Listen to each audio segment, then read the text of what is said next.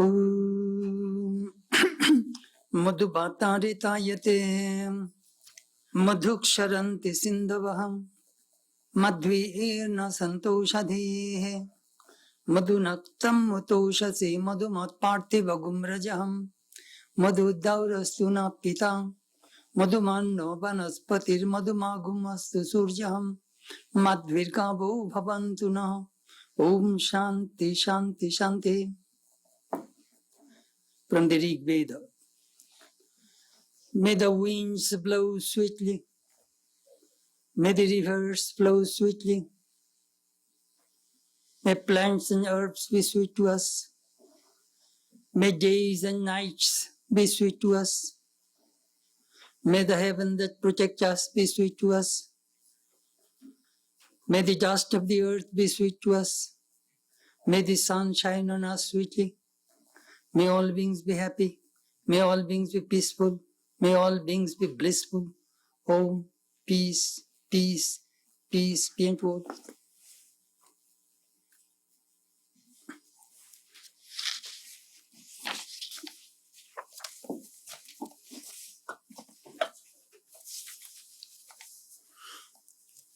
This morning our subject is Thoughts on the Gita, part 76, which is a series of talk based on the Bhagavad Gita. We shall start today chapter 9 of the Gita. But before I begin my subject, I shall give you an introduction about the Bhagavad Gita. As Gita is the most popular scriptures of the Hindus, as Bible to the Christians, Torah to the Jewish, Quran to the Muslims, and Dhammapada to the Buddhists. If you want to form any kind of religion, you need three things. First, you need a personal God. Second, you need a prophet. Third, you need a book. God, Jesus, and Bible, that is Christianity. Quran, Muhammad, and Allah, that is Islam. But Vedanta is very peculiar, this Hinduism. It is not guided by any particular book. There are many scriptures. Second, about God, personal God. There are many personal gods in Hinduism. But the concept of God according to Vedanta is Sachidananda. Existence, consciousness, bliss, absolute. It is purely impersonal. Third, as I said, there are many gods. At the same time, there is one Godhead. According to Master Eckhart, he pointed out in Christianity, God and Godhead. And many scriptures. So Gita is one of them. First,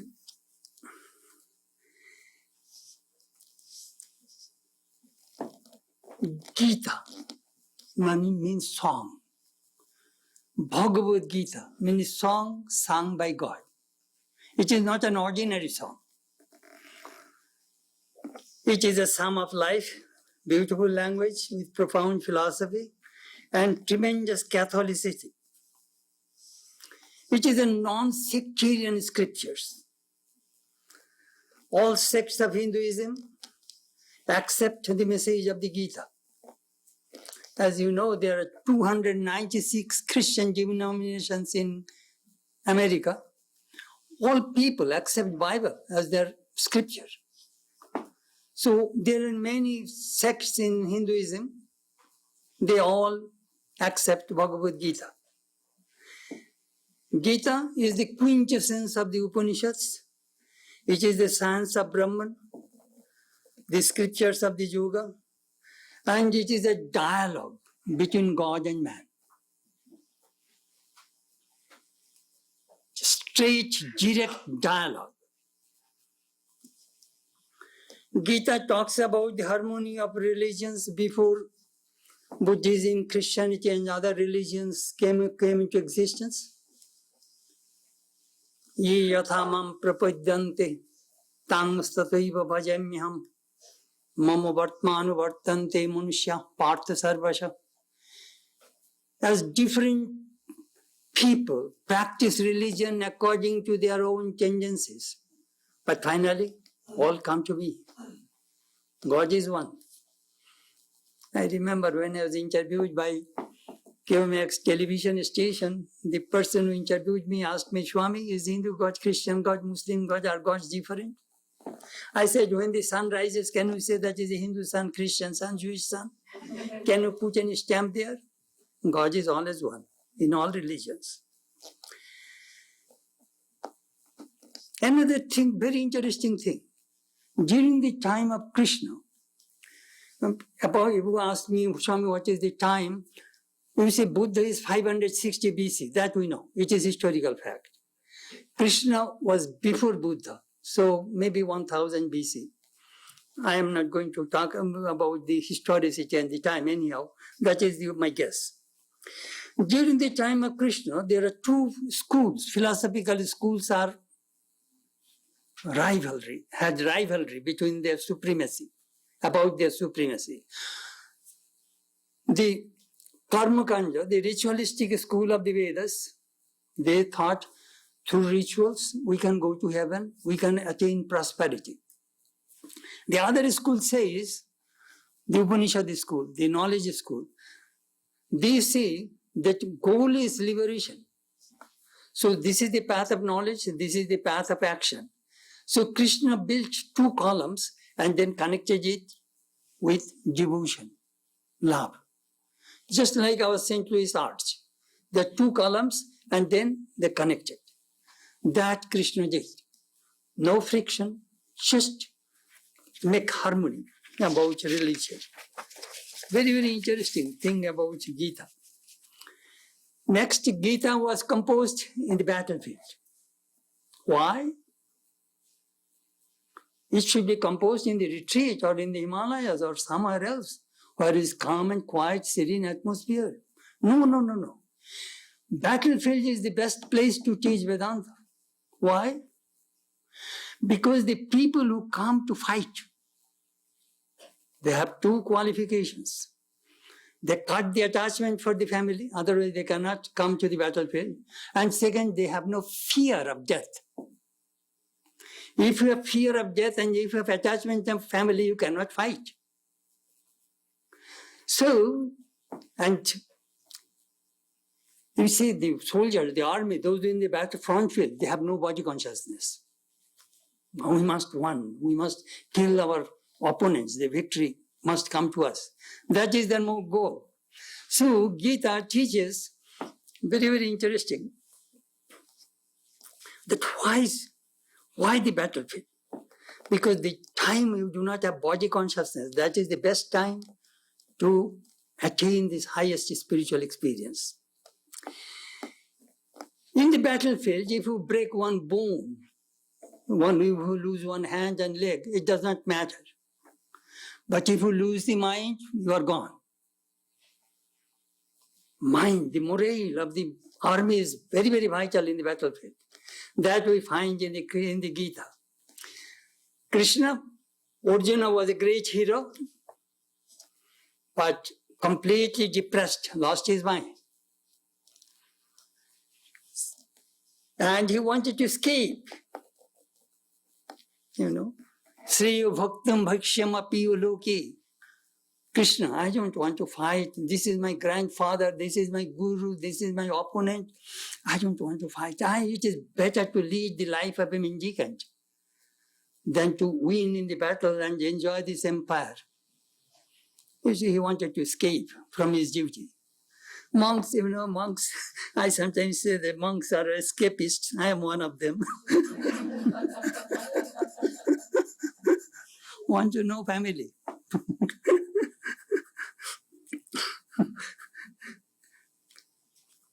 Arjuna was a great hero, but he was shivering. If you read the first chapter of the Gita, his bow and arrow dropped from his hand, shivering. I cannot fight. I want to be a monk. Just think of that.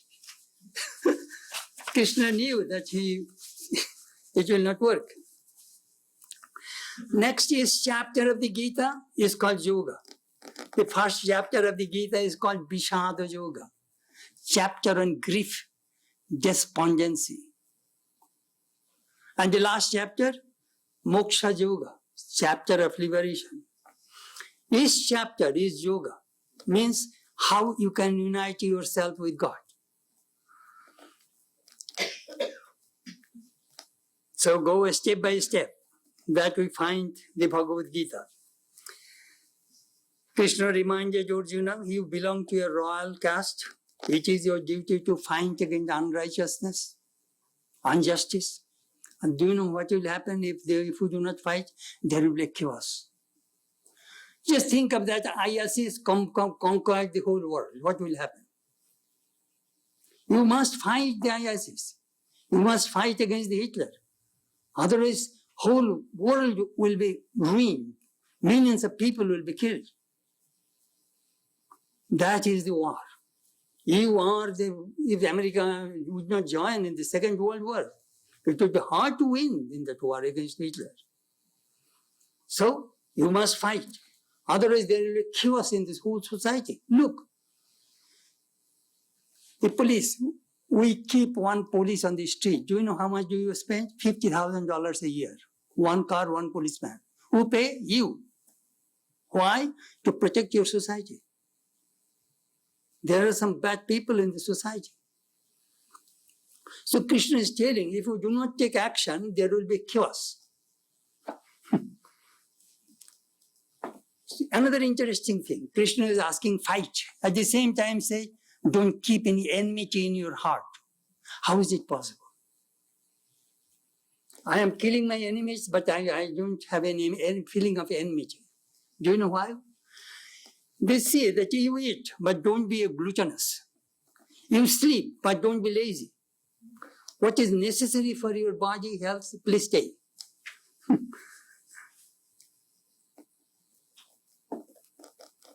We see, it is very common. Arjuna was very much depressed. And Krishna gave an anti-depression mantra. Klebyam asmagama partha naitatvai upapaidate kshudram hridayadurvailam tyaktotishta parantapa. Oh Arjuna, it does not, you are a great hero, it does not befit you to this unmanliness. Give up this faint-heartedness, rise up and fight. Sometimes we find, some of the verses of the Krishna are so powerful. Another verse, generally I sometimes practice, Uddharayet atmanatmanam natmanam avasadayet atmanaiva atmanabandhu atmaiva ripuratmana. Do not yield to depression, O Arjuna. You are your friend, you are your enemy. Your disciplined mind is your friend, your indisciplined mind is your enemy. Rise up and fight. This whole life is nothing but a war. Two persons do not fight. The dead and the illumined. In between, we will have to fight. From our birth, we are fighting. Anyhow, very, very interesting scripture.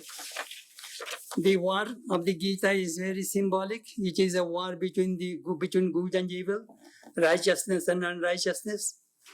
And very interesting thing, the unrighteous party were 100 brothers and 11 million army. And righteous party, 5 brothers, only 7 million. So, in this battle, who will win? The Upanishad says, Satyameva Jayati, truth alone triumphs, not untruth. The righteous party eventually will win.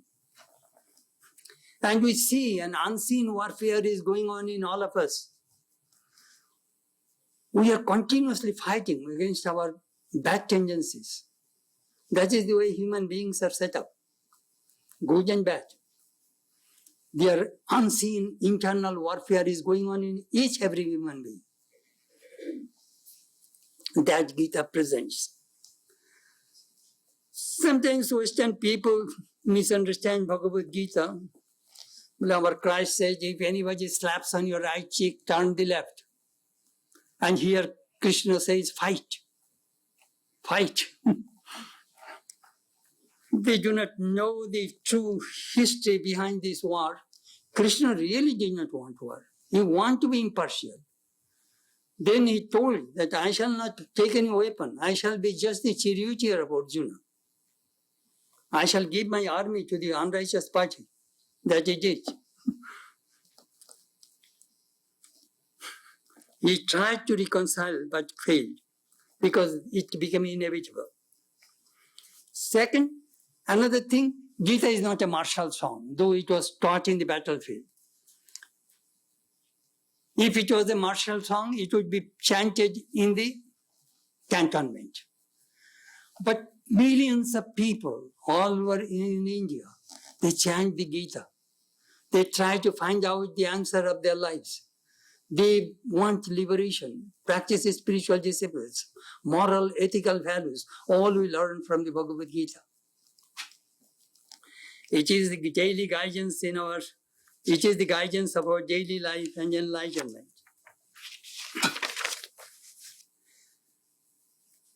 One thing I must mention, all these human beings you see have two problems, basic problems.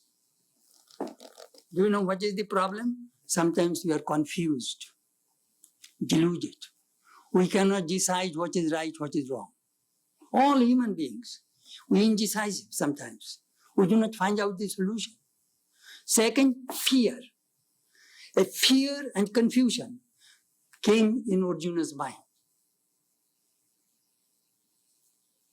Sometimes I ask people, do you know what is the difference between right and wrong? How can we decide? This is right, this is wrong. The thing which will make you strong, that is right. The thing which will make you weak, that is wrong. When you do anything right, your inner conscience says you did right. When you do anything wrong, your inner conscience will tell you you did wrong. That is the way this right and wrong works.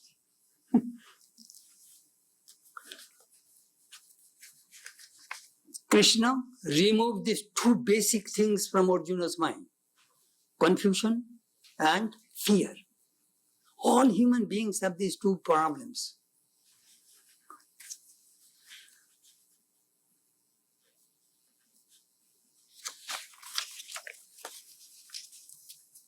This Gita was translated in English in 1785 by Charles Dickens, a British, and Warren Hastings, the Governor General of India, wrote in the introduction, "The writers of Indian philosophies will survive when the British dominion in India shall long have ceased to exist, and when the sources which it yielded of wealth and power are lost to remembrance."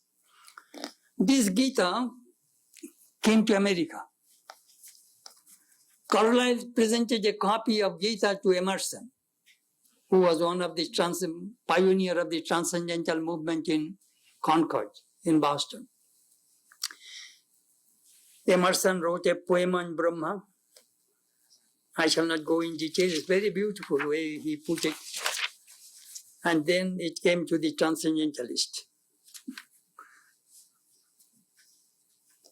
It influenced and inspired many people. Mahatma Gandhi said, "The Gita answers all my difficulties and has been my guide, my open sesame in hundreds of moments of doubt and difficulty. I cannot recall a single instance when it has failed. It has become my dictionary of daily reference.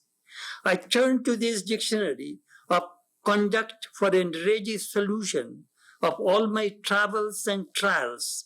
Today, the Gita is not only my Bible or my Quran, It is more than that. It is my mother. As mother always wants good to her children.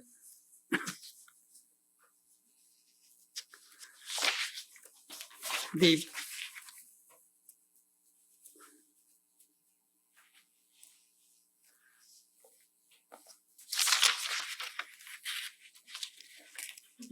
Gita, as I mentioned, that Gita is the part of the Mahabharata. Mahabharata is the biggest epics in the whole world. It has 100,000 verses. Gita consists of 700 verses. In that Gita, we find Krishna only spoke 574 verses. I remember when I was in Hollywood, Swami Prabhupada went to learn Bhagavad Gita from Swami Turiyananda, a disciple of Sri Ramakrishna. That is his picture. Swami, he experimented Gita in his life. So he said, could you teach me Bhagavad Gita? Swami Turiyananda said, come tomorrow. The Swami went. Turiyananda said, take one verse of the Gita, memorize it, get its meaning, practice it. Until you get perfection, don't take the next verse. This is my first class and this is my last class for you.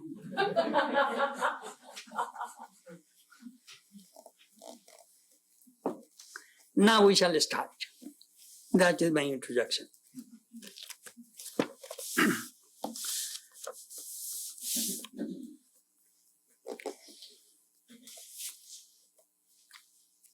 In the 8th chapter of the Bhagavad Gita, the name, the way of knowledge and realization. The 8th chapter was the knowledge of imperishable Brahman. In that chapter, Krishna told Arjuna what is Brahman, the ultimate reality, what is this world we live in, who are you, what is the purpose of human life. All some basic questions he answered. And what happens when a person dies? What kind of course he takes? The path of light and the path of smoke. Very interesting about death. That he talked about. And then he said, this is Brahman, but how to attain Brahman, that I have not told you. That he is going to tell in the 9th chapter.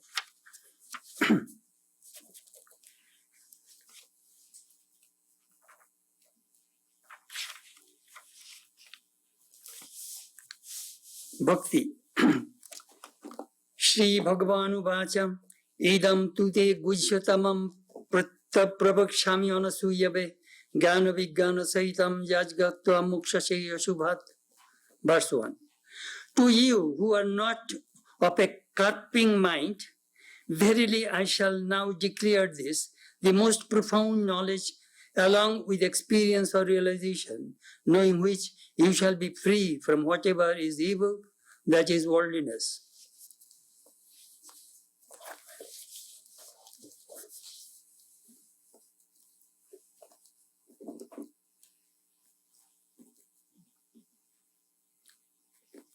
Gujyatamam. I shall give you the secret teaching. Why is it secret? You see, when we learn grammar, how did you learn? I remember positive degree, comparative degree, superlative degree, great, greater, greatest. So the great, this education, this vidya, this knowledge is mysterious. It is a great mystery. Greater is the mystery, the self dwelling in the body. God is inside you. You are carrying God all the time. That is a comparative degree. And the third, the greatest mystery is the knowledge of the identity of the individual self and the Supreme Self. That is the greatest mystery. First mystery is dharma, the truth. Second, the truth, the kingdom of heaven is within you. And the third, realization of that kingdom of heaven. that he is talking about. Idam tute gujyatamam. Tamam is superlative degree. This is the supreme wisdom I am going to tell you. Prabhakshami, I shall tell you. Who are you? Anasuyabe. That is the way we learn the scriptures. Get the meaning, then you will get a full picture what Krishna meant. Anasuyabe. You are free from jealousy, meanness, pettiness. If you want to be a student of Vedanta, you need 4 qualifications. Adau nitta nitta bostu viveka. You must have a very sharp mind, which can discriminate what is real, what is unreal. Vedanta defines, do you know what is real? The thing which exists in the past, present, and future. That is real. Show me one thing in this world which exists in the past, present, and future. Nothing. This whole world is continually changing. My body is changing, my mind is changing. The St. Louis in 1978 I came. Now St. Louis has been changed so many ways. This whole world is continuously changing. Behind this changing world, there is an unchanging reality. That pure consciousness, it never changes. That is the truth. So he is talking about a reality. Production on a Shriyabe. So first is, you must have learned discrimination. Second, you must be non-attachment. Third, you must have self-control. Fourth, you must have burning desire for liberation. If you have these 4 qualifications, you can be a student of Vedanta. So he is saying, Anasuyabe, you are a very good student, so I must expose my heart, my everything to you. That is the way the great teachers work. When they find a good student, they want to give all their wisdom to that student, because that student will carry his message. Sometimes the students glorify their guru, the teachers. So I found you are a very good student, I must give my everything to you. Then what he says? Jnana vijnana shaitam. Profound knowledge along with the experience of realization. Please try to understand these 2 words. Jnana means knowledge. Vijnana means wisdom. What is the difference? You have seen milk. You have touched milk. You know how does the milk produce. And you can write a thesis on the milk. But that is knowledge. And what is Vijnanam? That you have drunk milk, you got nourishment from the milk. That is Vijnanam. So you see the difference? I know milk, but I have never drunk it. So most people in this world, they will say, Raja Vidya. This knowledge, do you know what? Most people know God. How? From the book and from the teacher. Most people, almost all people know some ideas about God. But they have not experienced it. They have not experienced Him. That is the main thing. That experience is different. I have a watch. Many of you, all of you perhaps have watches. I know watch, I know it gives me time, I know, but I do not know everything about the watch. Only the manufacturer or the repairman knows how this balance works, how this thing handle works, and all the small, so many parts are in the watch we do not know.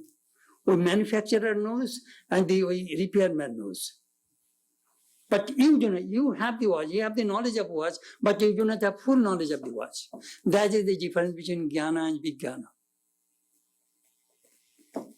Very interesting. Adhikar. Jajgatva mokshase ashubhat.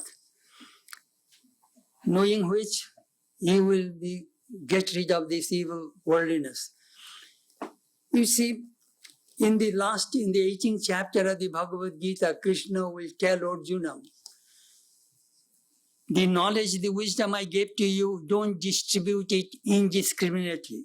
It will not work. Why? He gave this condition. Idam tute na tapaskaya.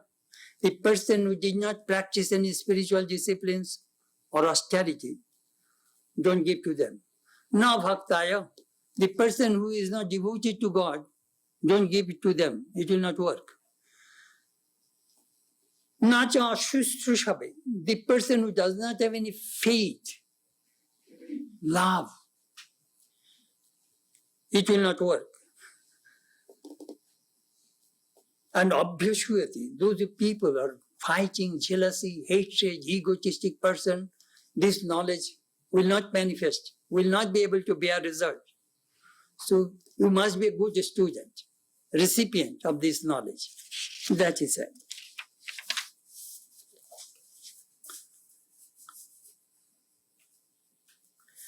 There are two types of knowledge, higher knowledge and lower knowledge, according to Vedanta. What is higher, what is lower knowledge? All the degrees we got from the universities, lower knowledge. Rig Veda, Samaveda, Yajur Veda, all this knowledge, lower knowledge. All physics, chemistry, mathematics in Washington University, lower knowledge. Why? Because this knowledge is connected with the created, not the creator. The knowledge about the creator, God, Brahman, that is supreme knowledge. But this knowledge is just from the book, this is defined, people know it.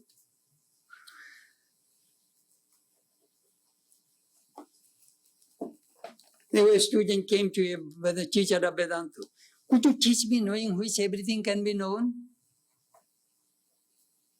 Then he said, yes. If you know Brahman, you know everything.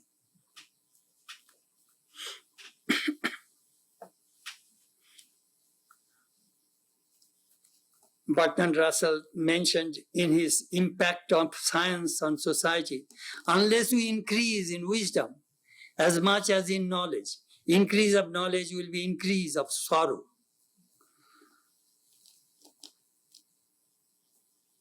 But if I get not knowledge, what will you do?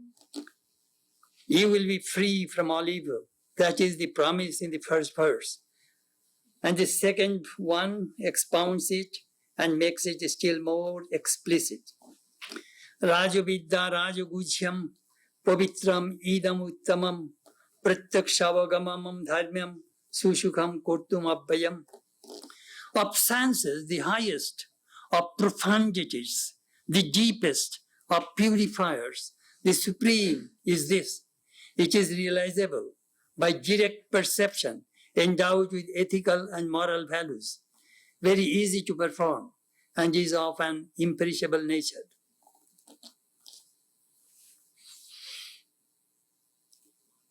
Rajavidya. Rajavidya means sovereign knowledge, kingly knowledge, supreme knowledge. We have scriptural knowledge, we have common sense knowledge, we have knowledge of car, books, food, all this. This is all common knowledge. But this knowledge is completely different. This knowledge of the self, Atman. Rajavidya. Then you see, this knowledge is very Guhyam. Guhyam means it is full of mystery.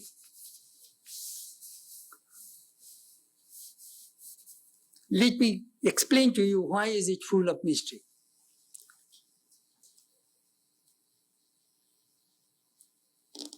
Suppose you ask God, God, I want you in my life. And if you pray, as we find the life of the mystics, St. Francis of Assisi, St. Teresa of Avila, if you read their lives, you will see that they are just moving with God, they live with God. They complain, they cry, they talk to God, God guides them.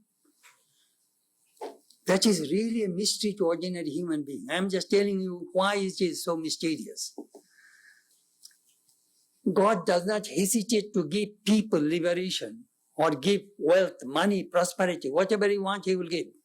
But he is very reluctant to give devotion, love. That is the mystery. Why does he not try to give love, devotion? Do you know why? Because God will be in trouble. If Saint Teresa calls him, he will have to come immediately. What can I do for you, my sweet child? God becomes under the control of the devotees because they tie God with their love and God loses his freedom. It is in the Bhagavatam that why I am reluctant to give devotion to the people. Ask money, power, position, he will give you. Ask heaven, he will give you. But he will not give himself to you. That you can do it only through love. That Krishna wants to tell Arjuna. This is a great mystery, that how you can tie me with your love. That I am going to tell you in this chapter. That is the secret teaching I am going to tell you. You know, he is making first the introduction, feel. Then in the end, he will tell you how to get me. Let me tell you that once in the 10th chapter of the Bhagavad Gita, there are 3 verses are there, 9, 10, 11. There it says that what you are supposed to do and what God is going to do to you. Let me tell you what Krishna said. Look, Matchitta Madgato Prana, fix your mind in me. Divert all of your energy toward me. Kathayantas, talk about me. Think about me. Then I will be saturated with your consciousness. And worship me. Meditate on me. I will enter, penetrate inside you. That you do. And then do you know what I shall do to you? Dadami buddhi yogam tam yenamam upayantite. I shall connect your buddhi, your intellect with me so that you can reach me. Moreover, do you know what I can do? I shall light the lamp of wisdom in your heart, which will dispel the gloom of darkness, ignorance of your mind. That I shall do. So I shall connect your mind with me so that you can reach me. And I shall light the lamp of wisdom in your heart so that your whole inside will be illumined. That I shall do. So in those 3 verses, chapter 10, 9, 10, 11, there you will find what man is supposed to do and what God is going to do to you. Clear. Very clear.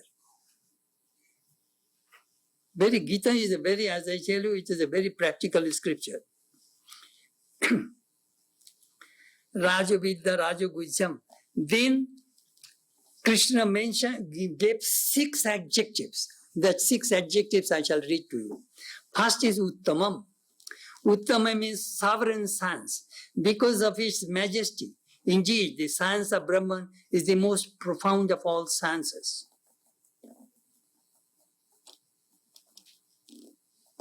Do you know what do they call it? Satyasa Satyam. It is the truth of the truth. What is the truth of the truth?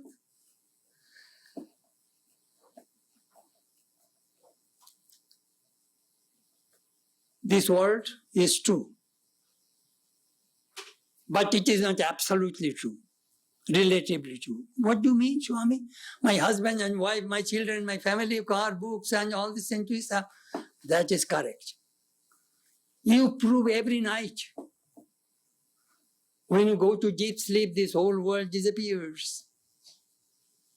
And when you come back, again the world appears in the morning. Where is the world? It is in the mind. It is in the mind. So, it is not absolutely true. As I told you already, what is true, what is real, the thing which exists all the time. But it doesn't. What remains all the time? That Brahman, God, consciousness. That always remains. Without consciousness, we are nobody. We are all dead. That consciousness is God, according to Vedanta. Pure consciousness. So, he's talking about the science. It is the truth of the truth, supreme science. As I told you, please don't forget this one. This word, this ordinary science deals with the created objects, physics, chemistry, mathematics, all these things, astrology, astronomy, all these things connected with material, worldly things. And this is other world. It is not the created things. It is the created. Next is Pavitram, supreme purifier. As a lamp when lighted in a room, instantly destroys the accumulated darkness of ages. So the knowledge of Brahman, when realized in the heart, reduces to ashes, root and all, the accumulated karma of the past lives. Another interesting things you must learn from this Vedanta philosophy. One is, if all these human beings you see are rotating in three places. You work. Why do you work? To fulfill my desires. I want to earn money. I have a family. I have to fulfill my commitments. I need these things. I want to fulfill my desire. That is the reason. That is the incentive. That is the motive of our action, to fulfill our desires. Why do you have desires? Because we have ignorance. Without ignorance, there cannot be any desire. And without desire, there cannot be any action. So all these human beings we see in this world are rotating, these three places. How can I escape from this rotation? This knowledge of Brahman. Do you know how I am telling you the other side of the school? The other school says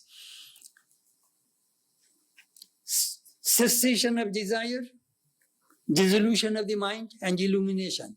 These three things come simultaneously. The moment your desire stops, mind stops. When the mind stops, you can get the glimpse of yourself, Atman. Amazing how it works.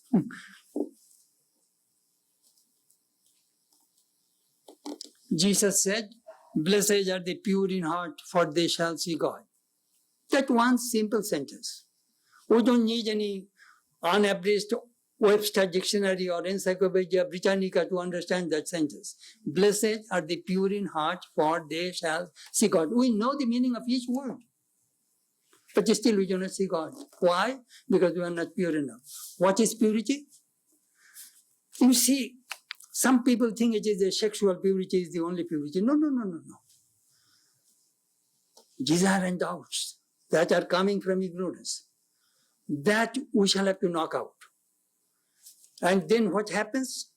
When the mind becomes pure, then you can see God. Swami Vivekananda was in California in 1900 in Pasadena, Southern California. So a young American kid, 14, 15 years old. His name was Ralph. Swamiji was the guest of the Meech sisters in South Pasadena. He said, "Ralph," "Yes, Swami."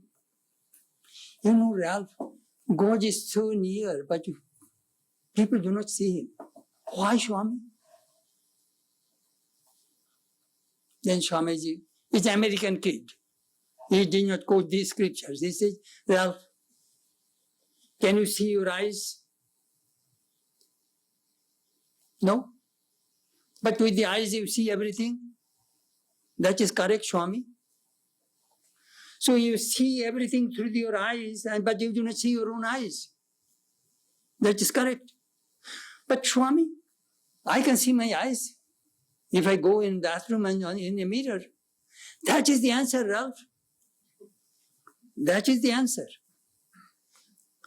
If you go and in a bathroom and see a mirror, you can see eyelashes, you can see everything.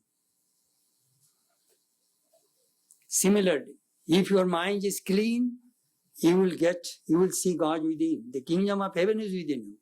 We buried him with our desires and doubts and worldliness. Vedanta teaches how to remove those coverings and see God within. That is the reason we practice meditation and that we teach. We practice and that we teach. So, Pavitram.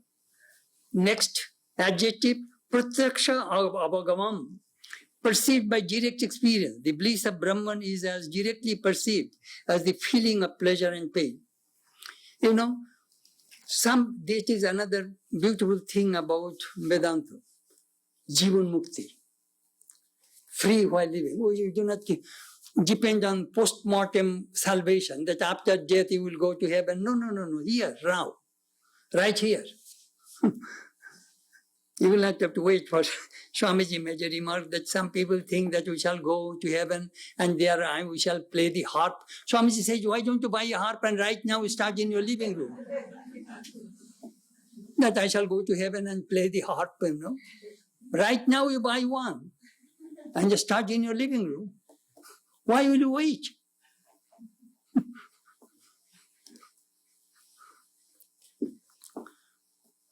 Then dharmam, accord with dharma, an object endowed with many delectable qualities may be opposed to dharma, but such is not in the case of the knowledge of Brahman. It is very joyful, blissful.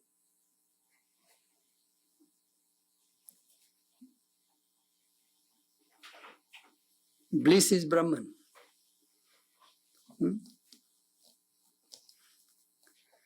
Next, Sushukam, easy to practice, easily acquired when taught by a qualified teacher. You see, in Vedanta there are 4 paths. Karma Yoga, path of unselfish action. Jnana Yoga, path of discrimination. Raja Yoga, path of meditation. And Bhakti Yoga, path of devotion. These are the 4 paths. I sometimes give an illustration. Perhaps you have seen in Ringling Brothers, Burnham Bailey Circus, sometimes jokers come with motorcycle, one wheel. It needs a lot of balancing when they pedal that one motorcycle, one wheel cycle. Bicycle also, you need balancing. If it is a 3-wheel cycles, rickshaw or some scooters, you will find 3 wheels. It does not need too much balancing, but it does not give too much speed either. But if you have a 4-wheeled car, bas, shanti, go, and give the speed. That Vedanta teaches. If you practice these 4 yogas, you drive 100 miles speed. That is the way it works. So he is telling that it is Sushukam. It is really Bhakti Yoga, path of devotion is easy to practice.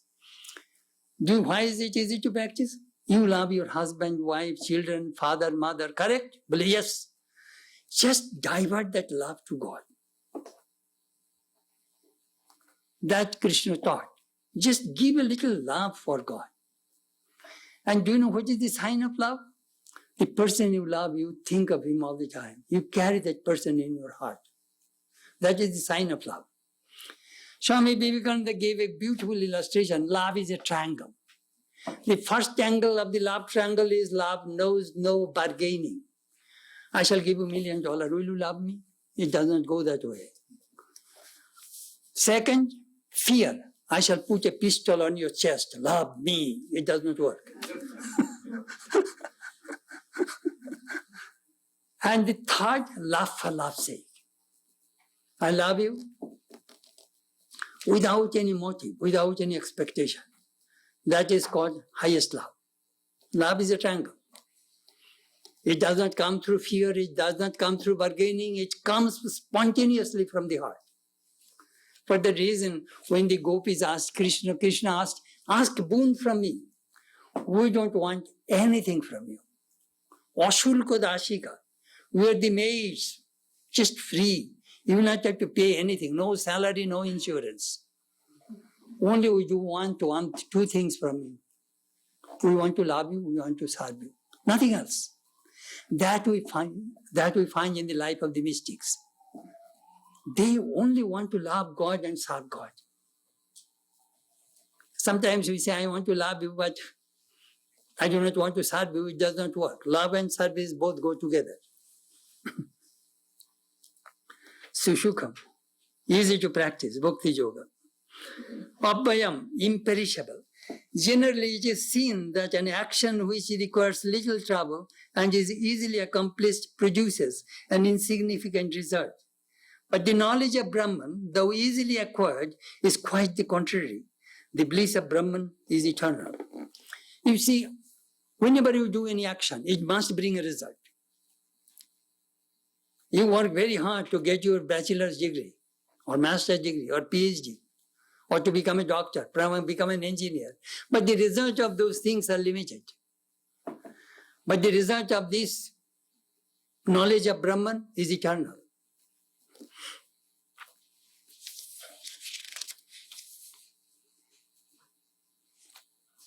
Rajavidya Rajagujyam Kurtumam. So I explained to you that this knowledge, when it comes, it is kleshogni shubhoda.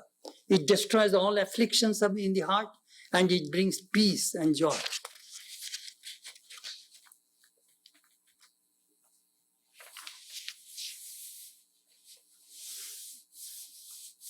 Dharma. This journey is the inward journey. As Plotinus says, it is a journey from alone to alone. Really, this journey is something. I want to know my own self. It is an inward journey. So, if you want to go in your journey, what you are supposed to do? The Upanishad tells us, close your eyes, close the senses. First, still your mind, still the senses, still the body, and then go within. The kingdom of heaven is within. God is always within. I am that I am. We find in the Bible, in the Old Testament, I am that I am. That truth always within us. We must experience it.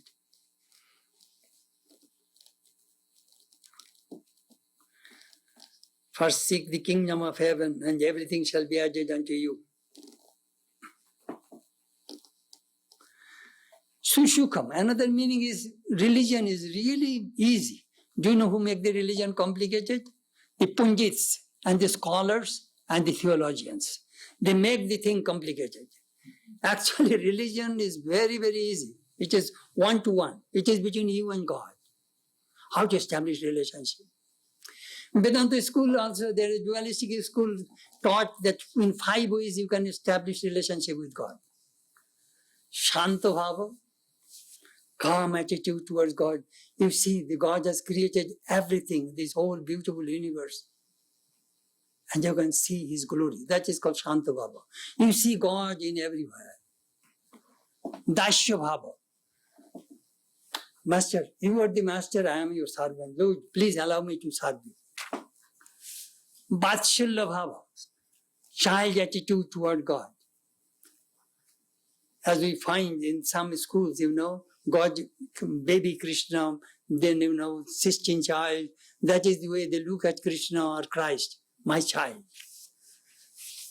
Then Shaikya bhava, friendly attitude toward God. Arjuna and Krishna, relationship, friend. God is my friend. And Madhura bhava, loving attitude toward God. Just like husband and wife relationship. Love. These are the 5 ways the dualistic school established relationship with God.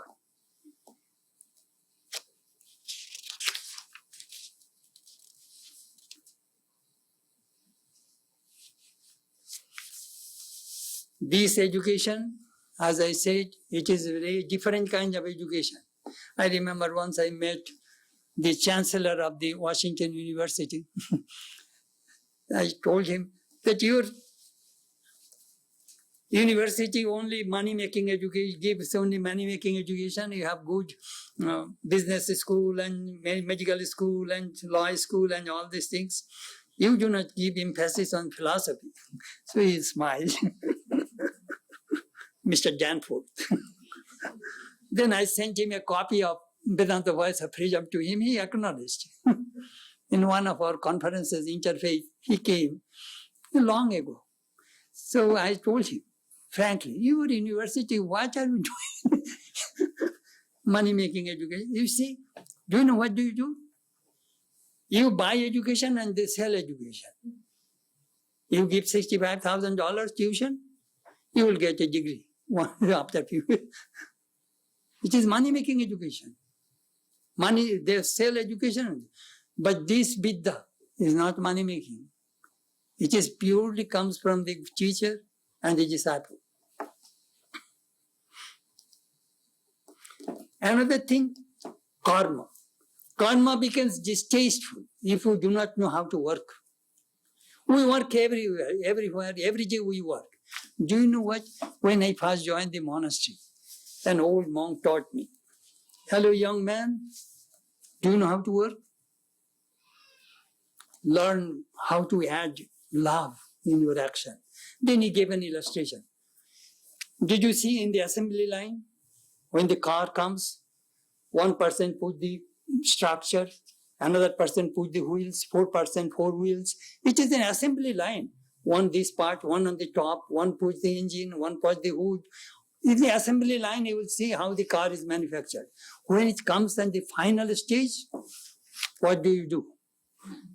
Everything is everything is checked, quality check. Then you put gas in the tank, and then you put grease and lubricants in the pistons of the engine. That is very, very vital. Do you know what? Otherwise, what will happen? You turn on the engine, the pistons will be friction, and there will be fire inside. That grease, that lubricants are extremely important for the car, for movement. Then monk says that lubricant is love. If you put love in your action, it will be very joyful, not distasteful. Otherwise, why should I work here day and night? Just for money. You'll be very sad, disgusting, and every day to do work. Learn how to add love with your work. I shall never forget that teaching that old monk told me how to work.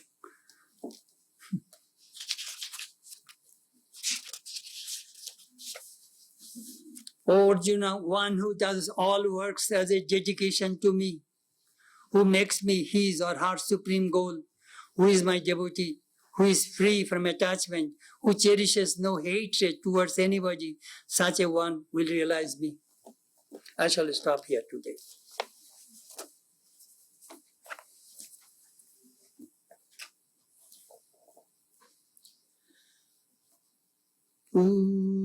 Mahatma me shuddhantam jyotiraham virajabi papma bhuyasam. Antaratma me shuddhantam jyotiraham virajabi papma bhuyasam. Paramatma me shuddhantam jyotiraham virajabi papma bhuyasam.